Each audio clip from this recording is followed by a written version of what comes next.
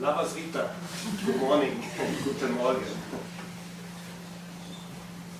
In a foreign country, you must speak a foreign language. Edita Virginia just told me. Užsienietė užsienio šaly turi kalbėti užsienio kalba, Edita Virginia man ką tik tai pasakė. And therefore, I will give you some ideas on 100 years of individual psychology, not in Lithuanian language, but in English, and not in German. Todėl aš su jumis pasidalinsiu kai kuriomis idėjomis apie 100 metų individualiosios psichologijos istoriją, angliškai, ne lietuviškai ir ne vokiškai. I am Horst Groener, a member of the board of the International Association of Individual Psychology, as I have guessed, you pointed out before. Horstas Groeneris, esu narys tarptautinės individualiosios psichologijos asociacijos, kaip suprantu, Aušra jau tai paminėjo anksčiau. And in the same way, I am the managing director of the German Society of Individual Psychology. Ir taip pat esu vykdantysis direktorius Vokietijos individualiosios psichologijos draugijos. And I am very pleased to be invited for your conference on 100 years of individual psychology. Thank you very much for that. Ir man labai malonu, kad esu pakviestas dalyvauti konferencijoje skirtai 100 metų individualiosios psichologijos draugijoje. Ačiū. And in the same way, many thanks already in advance to Raza for this translation. Ir iš anksto jau dėkoja man už vertimą. I am talking about Alfred Adler and the overcoming of the inferiority feeling. Aš kalbu apie Alfredą Adlerį ir apie menkavertiškumo jausmo įveikimą. And on several aspects, this might be clear that during his whole life and later on, this main point in his theory became very important.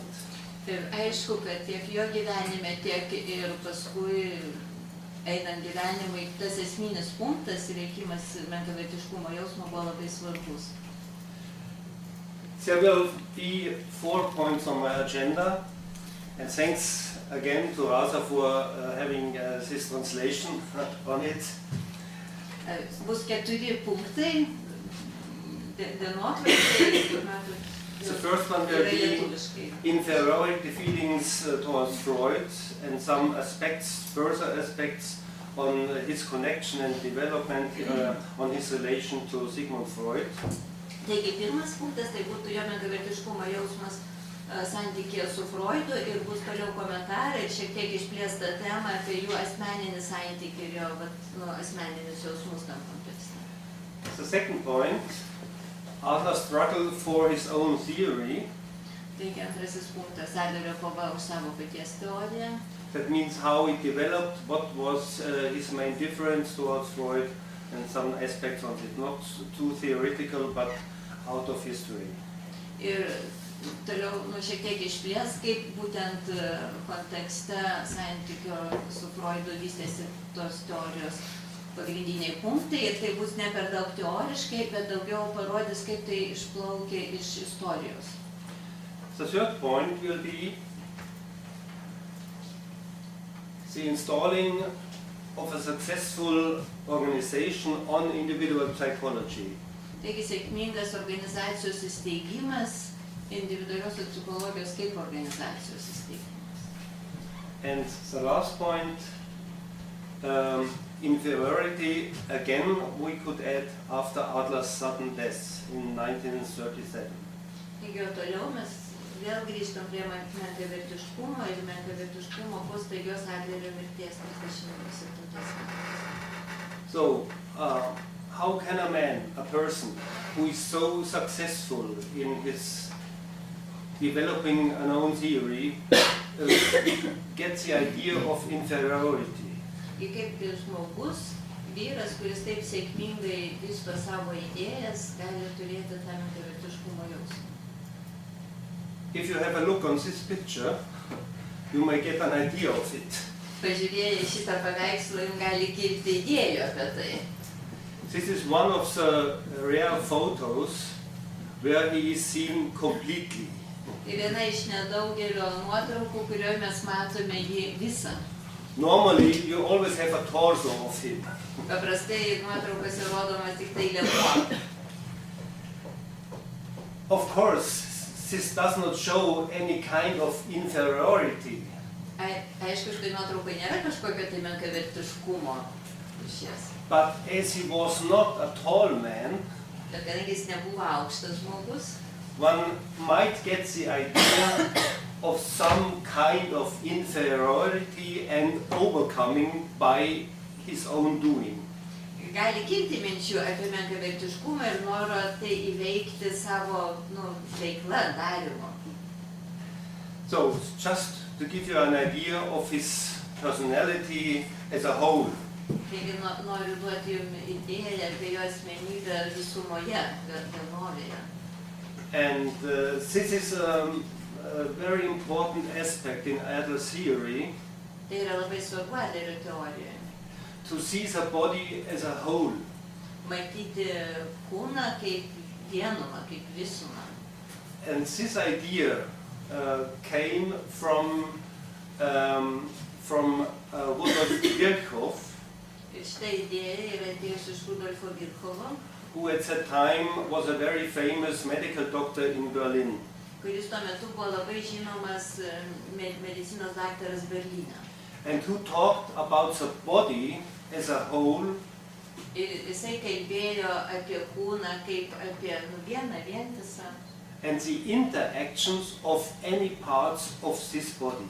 Ir apie tarpusavio sąveikas įvairių kūno dalių, šito kūno dalių. Nowadays we would say some kind of network.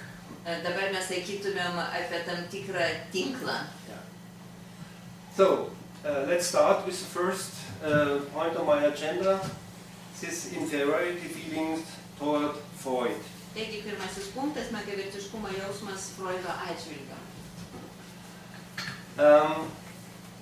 Alfred Adler was born in a district which now is called Penzing. Adleris yra gimęs rajone, kurios dabar yra vadinamas Penzing. And when he was a young boy, the family moved to another district in Vienna which is called Hernals. Ir kai jisai buvo mažas berniukas, o šeima persikėlė į kitą rajoną Vienoje, kuris vadinosi Hernals, yeah.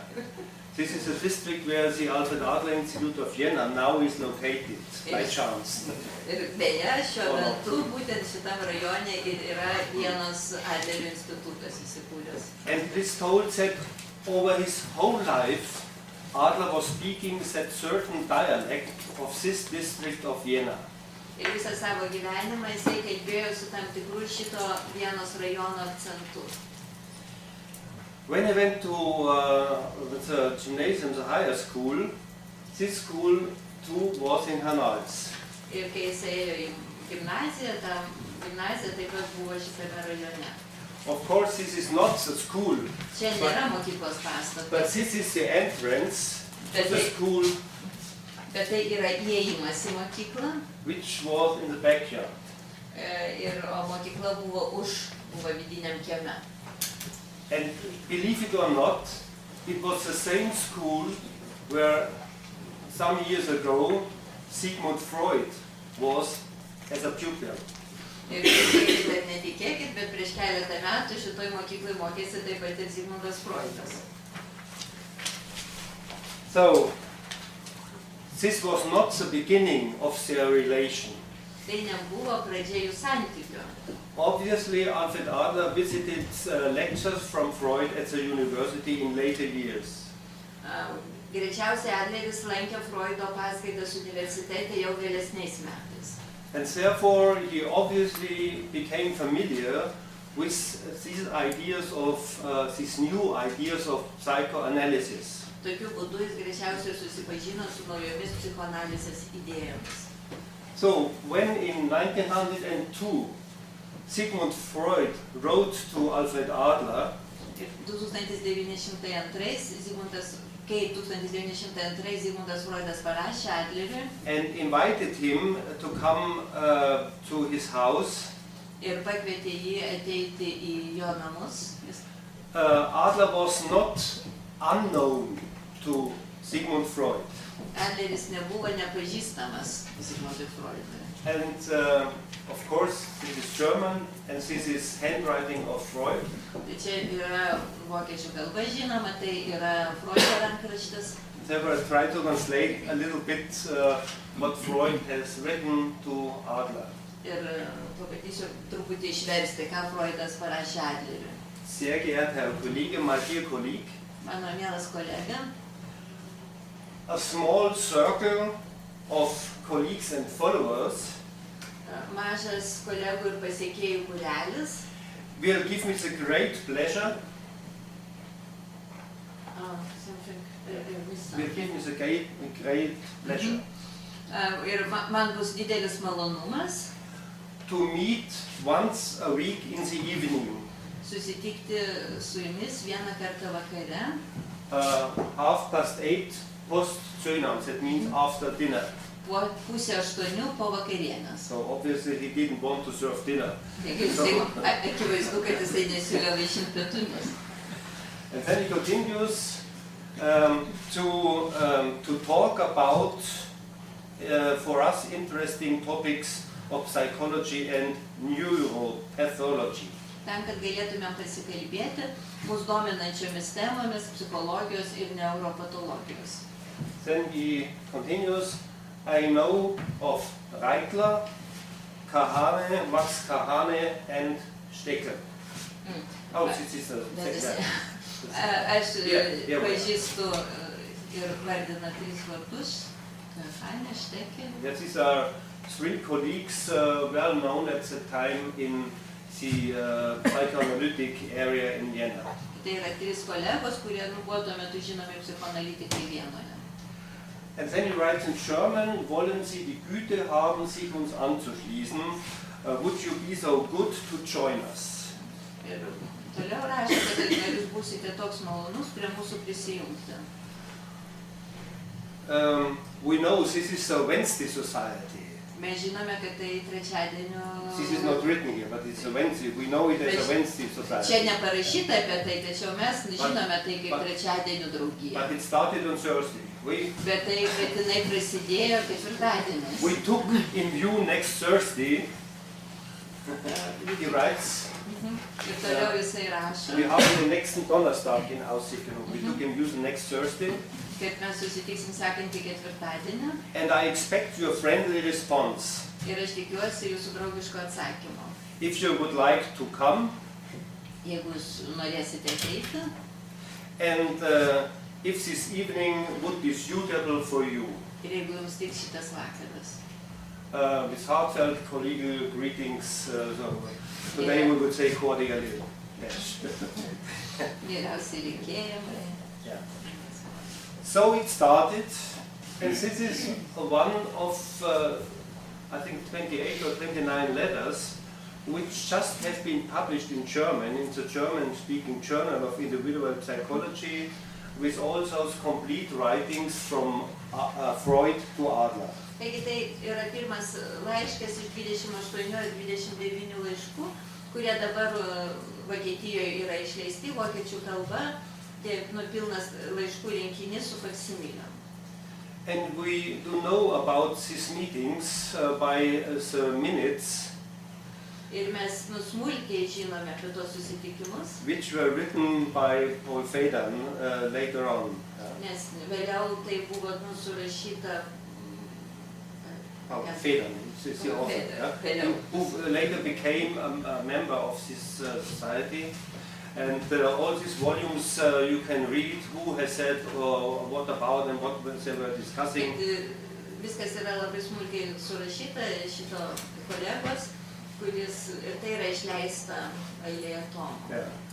And this was the starting point for a convention in Germany 2 years ago. Ir tai buvo pradžia, kai prasidėjo susitikimas Vienoje prieš 2 metus. These 2 opponents, as you might see, when they sat in Freud's flat smoking cigars, kai jie sėdėjo Freudo bute, rūkydami cigarus, and discussing very severe problems. Ir aptarinėdami labai aštrius klausimus. Always under the auspices of a good lady. Ir visą laiką kaip ir prieglobsti gerosios damos. Which watch them under the auspices of power and lust. Kuri žiūrėjo į juos kaip ir iš jėgos ir aistros pozicijų. Power and lust, but Macht und Lust. yeah, this I said, power, jėga ir aistra. But this that she looked like from about this lady, it's not quite clear. No. She's always in the background. Kad jinai visą laiką yra užnugarį fone. In their discussion. Jų diskusijose, the lady that represents power and lust. Yeah.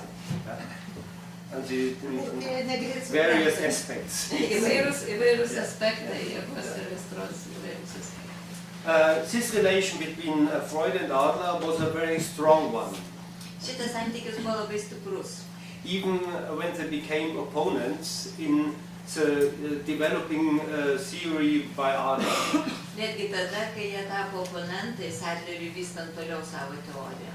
And I would like to point out three possible reasons for the separation of Adler from Freud. Norėčiau nurodyti tris galimas priežastis Adlerio atsiskyrimo nuo Freudo. One aspect is the diversity in personality structure. Taigi pirmas, tai būtų skirtumai asmenybės struktūroje. Not this, but might be. Tai galėtų būti. Tai galėtų būti. The other one, the different origin of their patients. Skirtinga jų pacientų kilmė. And the third one, organizational developments in the psychoanalytic movement. Psichoanalitinio judėjimo organizacinė raida. Yeah. So, some aspects of the first issue. Taigi, aspects of Adler's personality. Taigi, keli Adlerio asmenybės aspektai. He seems to be very sensible for political restlessness, for these changes at the beginning of the 20th century. Panašu, kad jisai buvo jautrus, o tam politiniam nerimui, jam pasikeitimam politiniam visuomeniniam, kurie buvo 20-ojo amžiaus pradžioje.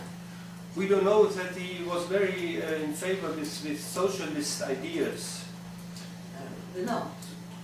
Yeah. Mes žinome, kad jisai buvo susijęs su socialistinėmis idėjomis, kurias teigiamai vertino. And in that time things changed and the workers' movement became very important, even in Vienna at that Ir time. tuo metu dalykai keitėsi ir darbininkų judėjimas netgi Vienoje buvo labai stiprus. Adler was a cosmopolitan.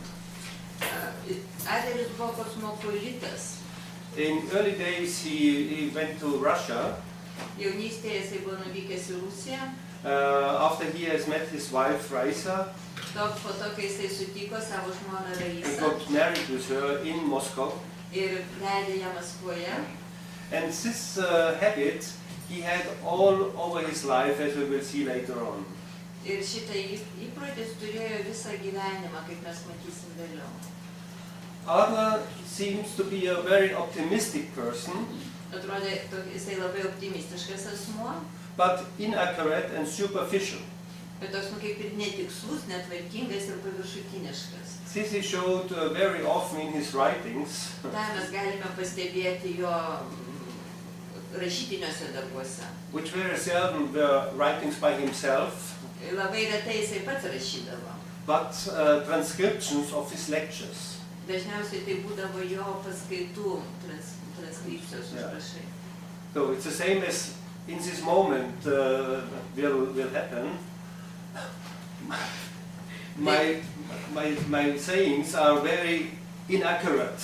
Tai būtent tai vyksta ir šią akimirką dabar, nes mano pasakymai irgi nėra tikslus. And if I would have to write it down, hopefully not, Ir jeigu aš turėčiau tai užrašyti, bet tikiuosi, kad to nereiks. it would be a great work for me, as for Adler. Bet man tai būtų labai sunkus dalykas, taip pat kaip ir Adleris. And first point, Adler was in favor of staying at the cafe house. Taigi, ketvirtas dalykas, kad Adleriui patikdavo būti Kaffeehaus kavinėje. And he met his friends and colleagues mostly in the cafe house in Ir Vienna. su savo draugais ir kolegomis jis dažniausiai susitikdavo vienoje iš kavinių kavos namai Kaffeehaus. And if you would have the chance to come to Vienna this summer to the International Congress, Ir jeigu jums pasiseks šią vasarą būti Vienoje tarptautinėme kongrese, you even now can enjoy this atmosphere of the cafe house. jūs netgi ir dabar galite pasidžiaugti tą šitos kavinės Kaffeehaus atmosferą. So, what about Freud's personality? Galėtumėm pasakyti apie Freudo asmenybę. He seems to be a bourgeois scientist. Panašu, kad jis buvo labiau buržuazinis mokslininkas. He saw the aspects of the 19th century. Tai su to, kas būdinga 19 amžiuje. That means he seems to be a liberal conservative person. Panašu, kad jisai buvo liberaliai konservatyvus asmuo. Just in contrast to Adler, more pessimistic, Skirtingai nuo Adlerio, jis buvo labiau pesimistiškas, but profound to compulsive. bet linkęs į kompulsyvumą. His writings were very exact, very profound, very scientific. Jo tai, kai jisai rašo, labai tikslu, labai moksliška, labai pagrįsta. And this is until now one of the big differences between Adlerian psychology and Freudian psychology. Ir iki dabar šitas skirtumas yra išlikęs tarp Adlerio psichologų ir freudiškųjų psichologų. So later on, colleagues of Adler tried to make something out of his sayings. Jau vėliau Adlerio kolegos bandė kažką tai padaryti iš to, ką jisai kalbėjo. Yeah. And one of the pessimistic aspects in Freud's life Vienas iš pesimistinių Freudo gyvenimo aspektų, that seems that he was very careful towards new ideas. jisai buvo labai atsargus su naujomis idėjomis. Yeah. He didn't reject them directly, but he didn't like to have new ideas in his surrounding. Jisai tiesiogiai jų neatmesdavo, bet jam nepatikdavo naujos idėjos jo aplinkoje. And fourth aspect, obviously, Freud was in favor of staying in his study. Ir taip pat jam labiau patikdavo būti savo darbo aplinkoje, savo studijoje. Yeah. And if you remember, Adler went out into the world, Adleris to the coffee house išeidavo, and later on all around the world. Adleris išeidavo į pasaulį, į Kaffeehaus ir vėliau plačiau į pasaulį. Of course, Freud too, and much more earlier, was for instance, in the United States for lecture tours. Aišku, Freudas irgi tai darė ir žymiai anksčiau, jisai buvo jau paskaitų turė Jungtinėse valstijose. But he didn't like it so much, obviously. Bet akivaizdu, kad jam tai taip nepatiko. Taip pat Adlerio. So, back to the second one, different origin of their patients. Taigi, antras punktas, skirtinga pacientų kilmė. Clients with Adler came from more from the working class. Adlerio klientai buvo pagrindė iš dirbančiosios darbininkų klasės. And Freud's clients and patients came from the bourgeois society. Freudo klientai ir pacientai buvo daugiau iš tokios buržuazinės aplinkos. And I think this gave them different kind of experiences. Ir panašu, kad tai jiems suteikė skirtingas patirtis. And the third point, organizational development in the psychoanalytic movement. Taigi, trečiasis punktas, psichoanalitinio judėjimo organizacinė raida. Psychoanalysts met, I think, since 1908. Panašu, kad psichoanalitikai rinkdavosi nuo 1908 metų. Yeah. There was a meeting in Salzburg, in Austria. Jie buvo susitikę Salzburge, Austrijoje. And 2 years later, in 1910, Po 2 metų, 1910, they met again in Nuremberg, jie vėl susitiko Niurnberge and there they founded the International Psychoanalytic Association. ir čia jie įkūrė Tarptautinę psichoanalitinę asociaciją. There was a great celebration last year in November in the very same hotel where this foundation took place. Ir pernai visai toj pačioj vietoj, tam pačiam viešbutį kaip prieš 100 metų buvo didelis šventimas šito įvykio. But this year of 1910 seems to be the end of some kind of development. Ir panašu, kad štai šitie 1910 metai ir pabaigė tam tikrą raidos etapą.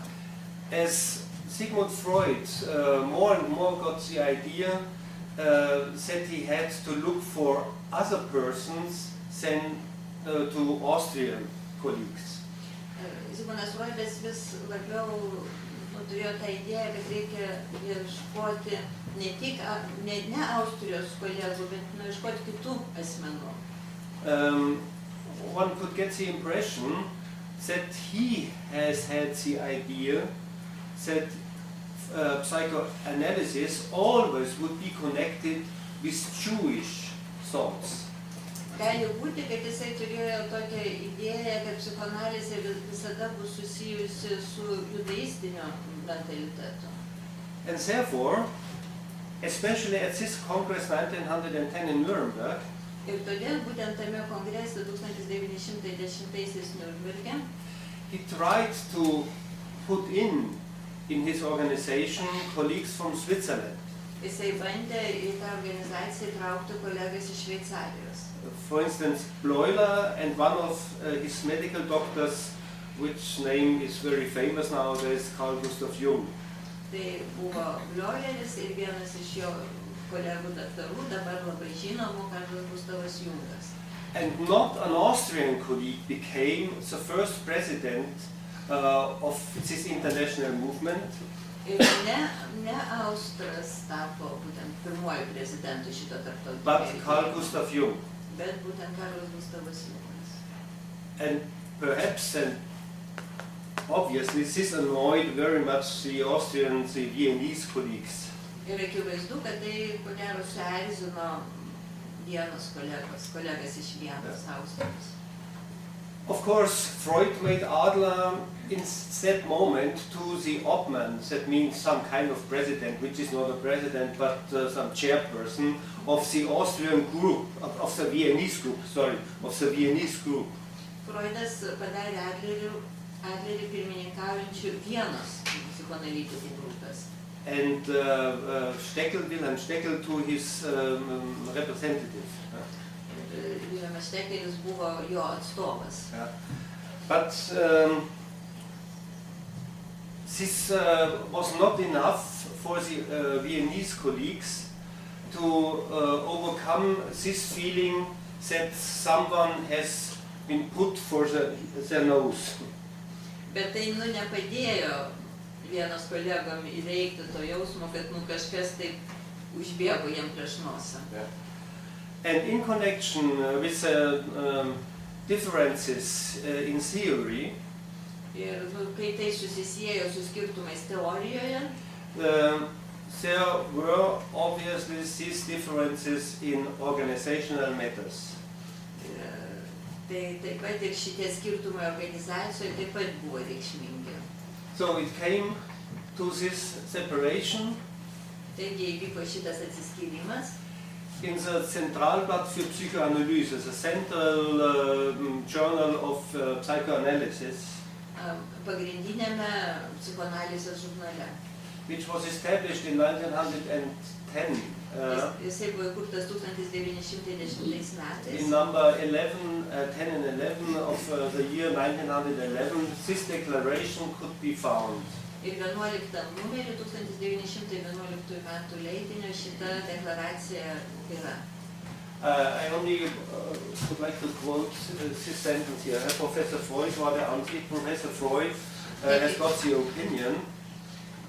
Profesorius Freudas turi tokią nuomonę, that between him and me were so severe scientific contradictions kad tarp manęs ir jo yra tokie ryškus teoriniai skirtumai, which in his eyes, in his opinion,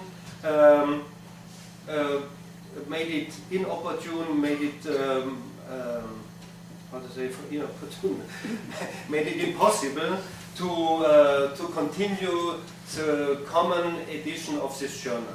Kurie jo nuomonė, Freudo nuomonė padarė neįmanomu, kad mes abu būtumėm šito žurnalo redaktoriai. And last sentence, I therefore have decided to leave the board of editors voluntarily. Todėl aš nusprendžiau savanoriškai pasitraukti iš redaktorių. Yeah. But in connection with other letters from Freud to Jung, for instance, tačiau sprendžiant pagal kitus laiškus, kuriuos Freudas rašė Jungui, pavyzdžiui, we can read that Freud more and more tried to pull off Adler from the board of editors. Galime matyti, kad Freudas vis labiau ir labiau stengiasi išstumti Adlerį iš redaktorių tarybos. And this year, 1911, obviously was the same moment. Ir 1911 metais buvo tas pats momentas, where Adler could not continue in rejecting his own theory. Adleris nebegalėjo jau kaip ir atmesti, nesiskaityti su savo teorija. And therefore we will have a look on this, how his own theory developed. Taigi mes pažiūrėsim, kaip jo paties teorija vystėsi. When Adler published this study on the inferiority of organs in 1907, kai Adleris išleido studiją apie organų menkavertiškumą 1907 metais, this was not his first publication. Tai buvo jau ne pirma jo publikacija. He had several articles in several journals. Jis turėjo parašęs keletą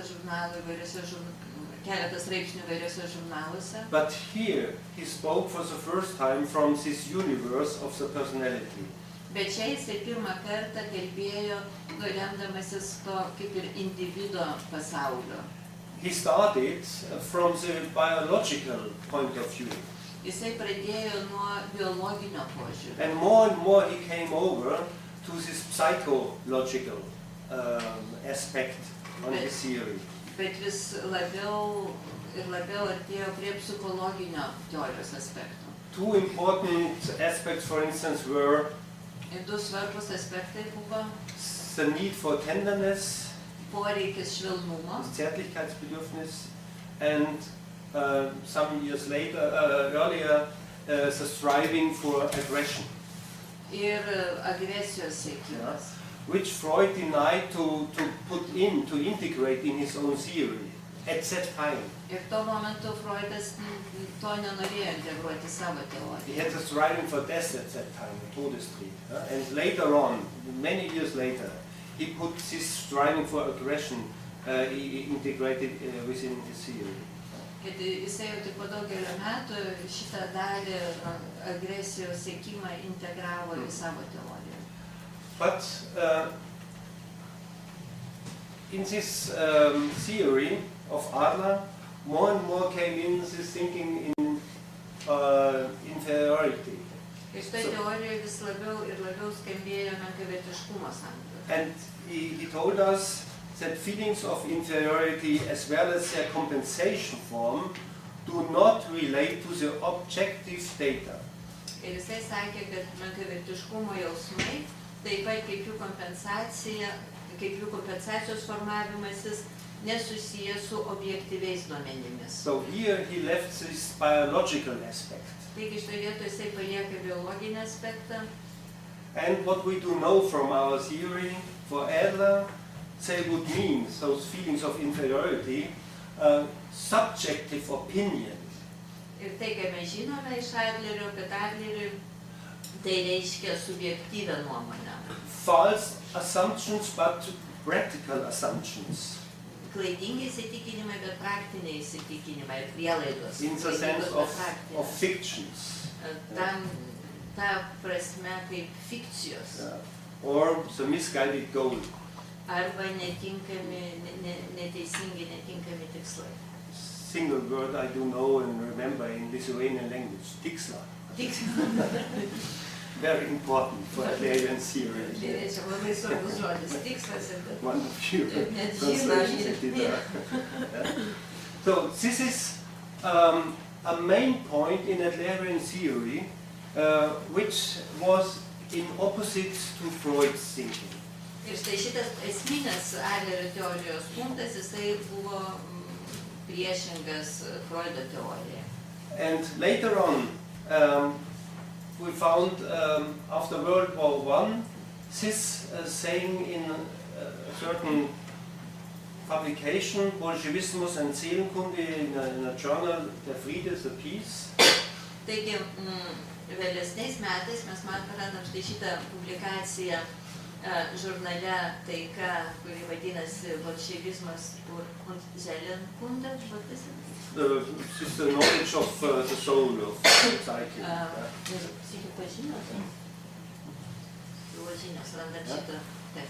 And in this text, not only at the end, but even in the whole text, he for the first time used this term Gemeinschaftsgefühl. Therefore I pointed it out in red. This is not original Adlerian.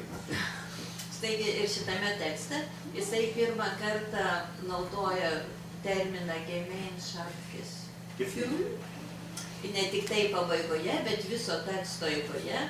Ir Horstas raudona spalva jisai skirdamas. This word, German word Gemeinschaftsgefühl later was translated with social interest.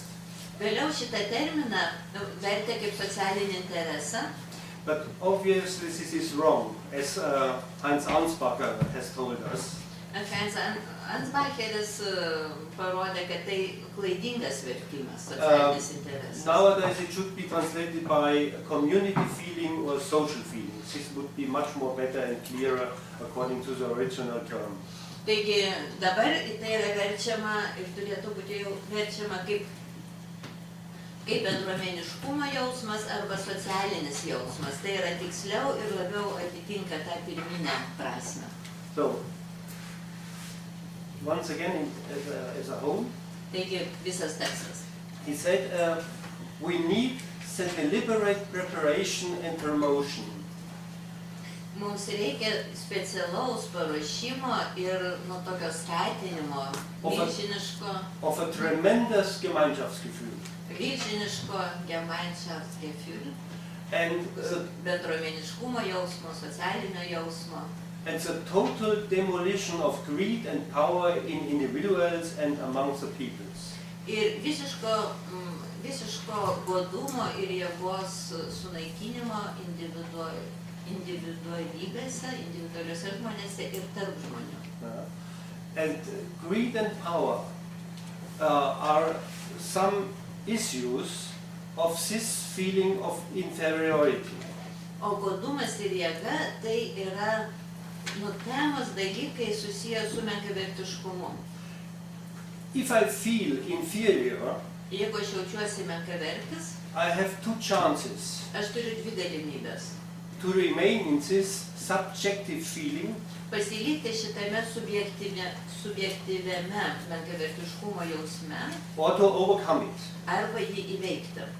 If I try to overcome it, jeigu aš bandau jį įveikti, I too have again two possibilities. Aš vėlgi turiu dvi galimybės. To do it in a good way and in a bad way. Daryti tai gerų būdų arba blogų būdų.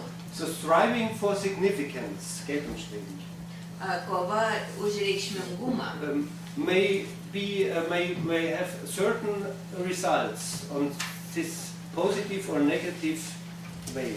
Gali turėti būti rezultatus arba pozityvius, arba negatyvius, arba pozityvių būdų, arba negatyvių. And this is what he pointed out in connection with Gemeinschaftsgefühl. Ir štai šitą jisai nurodo kalbėdamas kontekste apie Gemeinschaftsgefühl. If my striving for significance helps the community, jeigu mano siekimas reikšmingumo padeda bendruomeniškumui, that's okay, but tai tvarkoj, viskas gerai. But if it is only to bring power to me, Bet jeigu tai tarnauja tik tam, kad man suteikti galią, then it is not so good. tada jau ne taip gerai. You see, I will give you an example. So, for Tai instance, pavyzdys. we are nearly on the same level here. Taigi čia mes esam beveik ant tam pačiam This is lygio. a higher position Štai čia and buvo seems to aukštesnė be better. pozicija ir atrodo geriau, kai esi aukštesnė pozicija. So if I would feel equal, I would go down here, but others are higher than me. Jeigu aš jaučiuosi lygus, aš atsistoju čia, bet tada kiti yra kaip ir aukščiau manęs. And this makes me feel good or not. Ir būdama šitoj pozicijoje, aš galiu jaustis gerai arba ne taip gerai. But I can change it. Bet aš galiu tai pakeisti. And now I will need this equipment of the university. Ir dabar man reikės šito instrumento universitetinio. You will not change anything in your position, Jūs savo pozicijoje nepakeisit nieko, but me. bet aš pakeisiu.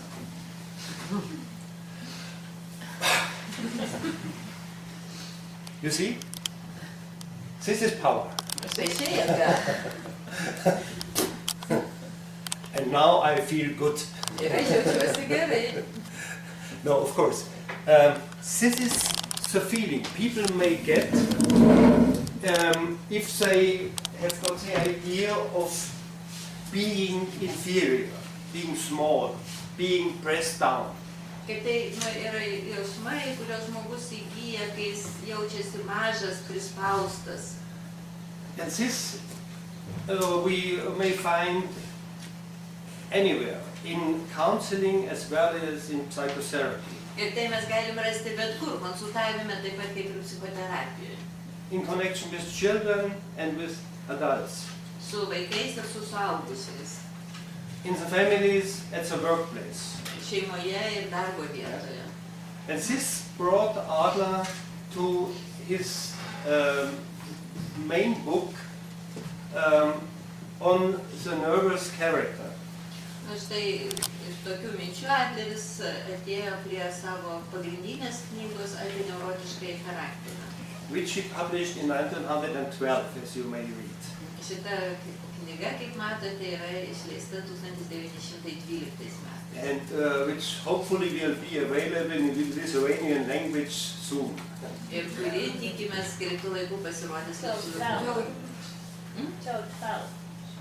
Yeah. To the 100th anniversary. Fine. 12 metais, 100 metų. Then you can make another conference on this subject. Tai galėsim padaryti kitą konferenciją būtent šitą temą.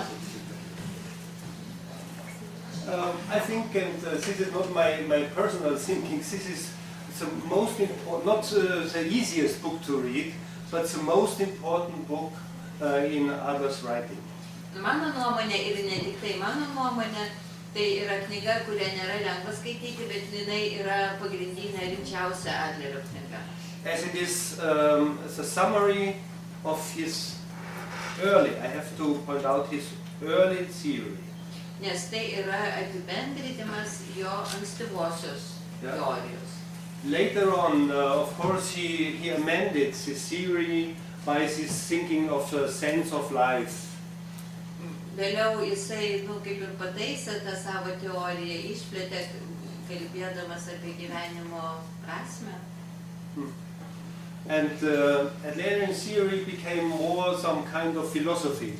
Ir Adlerio teorija pasidarė daugiau kaip filosofija. Yeah. And therefore we always have to have in mind of what we are talking about, from the early Adler or from the late Adler. Todėl mes visą laiką kaip ir turim turėti galvoje, apie kokį Adlerį mes kalbam, apie ankstyvąjį ar apie vėlyvąjį. And especially we in Germany, we are very convinced that it is better to go first to the sources. Dėl to, ypač Vokietijoje, mes esam labai įsitikinę, kad labai svarbu nuo pačioj pradžioje eiti prie šaltinio. And then see all the changes. Ir matyti visus pasikeitimus mąse. And this book is a very good example where we have all the changes Adler did by himself all over the years. Ir štai šitoje knygoje mes matome visus pasikeitimus, kuriuos Adleris atliko metų bėgyje. Now, the third aspect is the installing of a successful organization of his own organization. Let's have a look what happened. Taigi toliau sėkmingos organizacijos įkūrimas, jo paties organizacijos. When Adler separated from Freud, he founded his Association for Free Psychoanalytic Research. Taigi, kai Adleris atsiskyrė nuo Freudo, jisai įkūrė laisvų psichoanalitinių tyrimų asociaciją. And free is meant in the sense of free of censorship, free of Freud's domination. Laisva turėdamas omeny, kad necenzuruojama ir laisva nuo Freudo dominavimo. And this he changed in 1913 in Society for Individual Psychology. 1913 metais pavadinimas buvo pakeistas individualiosios psichologijos draugija. In Vienna. In Vienna. Yeah. And the first group outside Vienna was founded 1920 as the Society for Individual Psychology in Munich. Pirmoji grupė, kuri susikūrė jau ne Austrijoje, ne Vienoje, tai buvo 20 metais Münchene įkurta individualiosios psichologijos draugija. And especially the Viennese and the Munich individual psychologists met for several times, like 1920-21 in Salzburg in 22. 20-22 metais Vienos ir Müncheno individualiosios psichologijos atstovai kelis kartus susitikinėjo Salzburge. And they organized the first International Congress of Individual Psychology in Munich in 1922. Ir 22 metais organizavo pirmąjį tarptautinį individualiosios psichologijos kongresą Münchene. And as you may see just in a few moments, several local groups were installed at that time after this organization and this congress in Munich. Ir štai po šito kongreso buvo įkurtos kelios įvairios vietinės grupės įvairiose vietose. And this organization, the first one, Association for Free Psychoanalytic Research, Ir štai ši pirmoji organizacija, laisvos psichoanalizės tyrimų asociacija, tried to publish these new ideas, his own ideas. Bandė publikuoti savo naujas idėjas. And the first publication, was this one from Horst Groener, who was a collaborator to Adler. Ir viena iš pirmųjų publikacijų buvo Adlerio bendradarbio Karlo Furmüllerio. And you see here Schriften, publications of the Society for Free Psychoanalytic Research, #1. Ir užrašas, kad tai yra leidinys laisvųjų tyrimų psichoanalizės. It was published in 1912. Buvo 1912 metais išspausdinta. And the main interesting thing here, yes, you read correctly.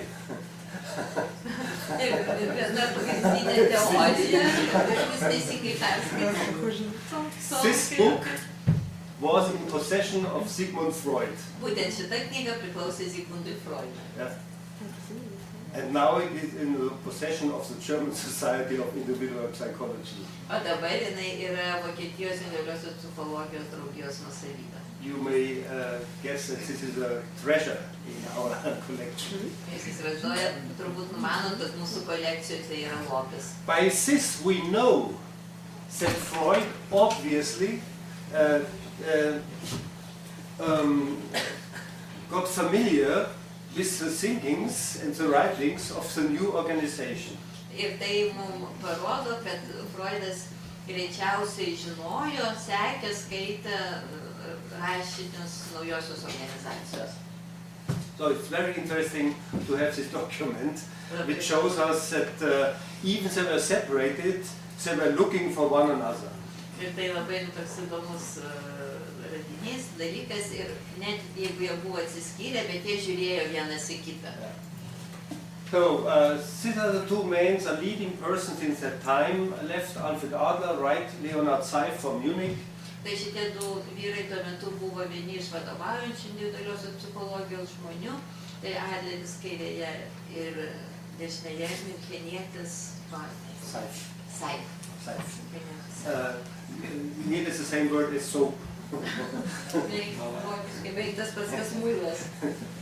And Seife became a very close collaborator to Adler, even in publishing journals and things like that.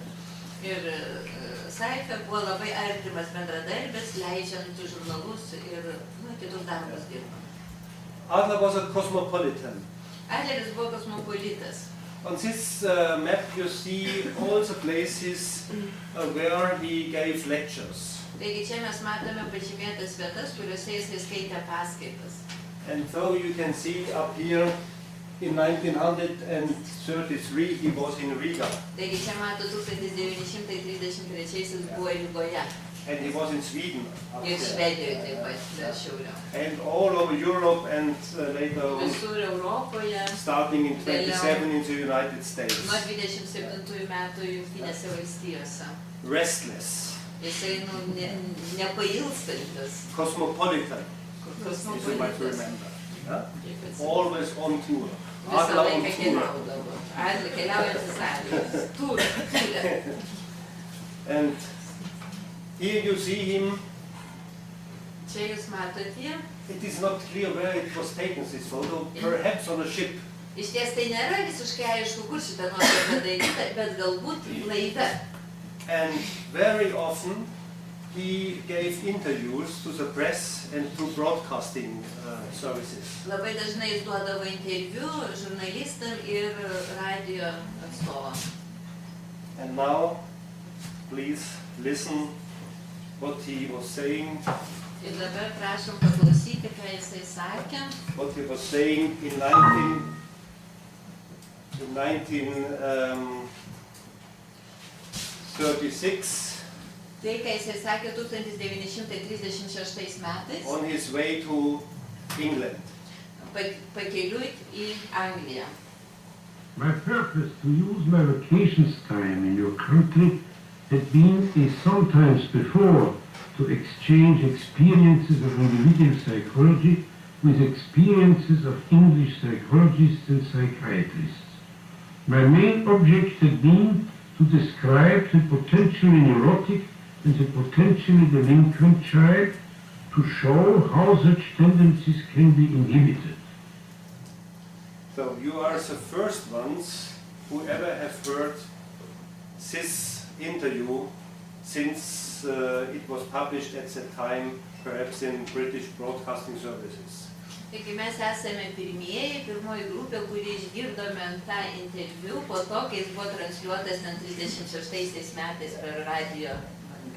So no German one, no American one ever has heard this words of Adler. Nei vokiečiai, nei amerikiečiai, negirdėjo šitą žodžių tikrai. I found it some time ago in an article of the German broadcasting organization in Frankfurt, and I'm very proud that I may present it to you. So once again, only 30 seconds. Not 30 seconds which changed the world. Prieš kiek laiko Horstas rado šitą įrašą Frankfurto radio archyvuose ir labai išdidus, kad gali su mumis tuo pasidalinti. Tik 30 sekundžių, aišku, tai nėra 30 sekundžių, kurios pakeitė pasaulį, bet... So, now sentence for sentence. Dabar sakinys po My sakinio. purpose to use my vacations time in your country had been, as sometimes before, to exchange experiences of individual psychology with experiences of English psychologists and psychiatrists. Mano tikslas panaudoti mano atostogų laiką jūsų šalyje, tai taip kaip ir anksčiau pasikeisti patirtimis apie individualią psichologiją su patirtimi, kurią turi anglų psichologai ir psichiatrai. My main object had been to describe the potentially neurotic and the potentially delinquent child, to show how such tendencies can be inhibited.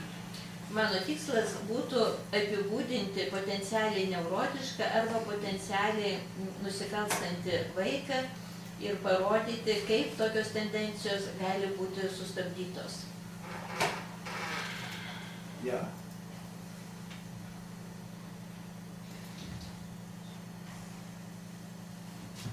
So this was a very important saying of Adler, but you got an idea how he was talking in his Hernals dialect. Kad tai nėra galbūt tokios svarbios mintis, bet tai galimybė išgirsti, kaip jis kalba savo vienietiško akcento. So back to the organizational matters. Grįžtant prie organizacinių reikalų. These were the locations where local groups founded working groups. Taigi čia vietos, kur buvo įkurtos vietinės darbo grupės. Just before World War II, of course. Prieš Antrąjį pasaulinį karą.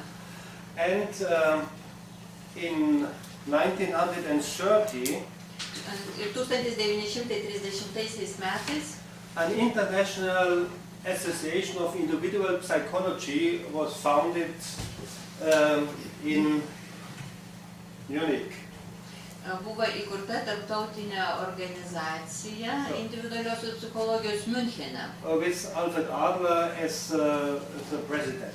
Ir Alfredas Adleris buvo prezidentas. And 2 years later, this organization was dissolved again. Ir po 2 metų šita organizacija buvo paleista. We do not know why. Mes nežinome kodėl. But